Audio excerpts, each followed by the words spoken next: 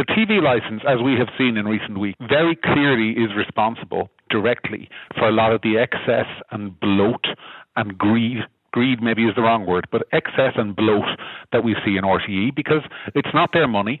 They don't have to fight for it.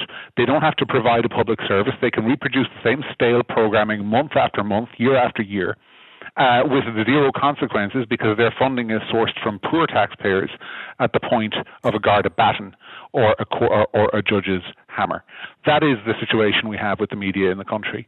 We have one enormous broadcaster that does not have to compete with all of its other competitors, that is operating on a massive budget for no good reason, when there are many people providing a service just as good or better, which the public are paying for through choice. I keep hearing this stuff about, we need public service broadcasting. Why?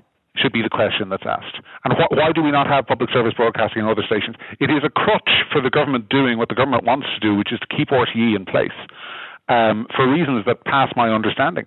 If it can't survive on its own 2 feet, just like every single one of its competitors do, then it shouldn't survive. Maybe the government look at the Vista in other jurisdictions and they say, and this maybe isn't the case here yet, but they fear it might be the case at some point in the future, that stations like this one would become partisan and aligned to one particular party, for example. And then in that scenario, there is a value to have a broadcaster that would be considered an independent arbiter. So there's 2 points I'd make in respect of that particular argument. The first is that is a matter of regulation.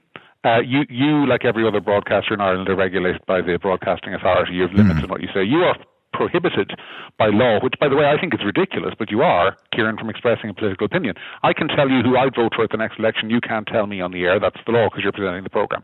So there's regulation in place to prevent that in the first instance.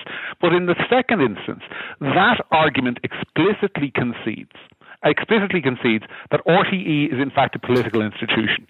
If your argument for a national state broadcaster is it prevents extremism and promotes moderation and promotes sensibility in our politics, then you're saying it's not a media actor but a political actor whose job is to promote centrism and nice things and all the things that we in the political establishment like, which of course many of us would say has been the case for many years, that it is an explicitly political institution that in many cases pursues explicitly political goals as it is.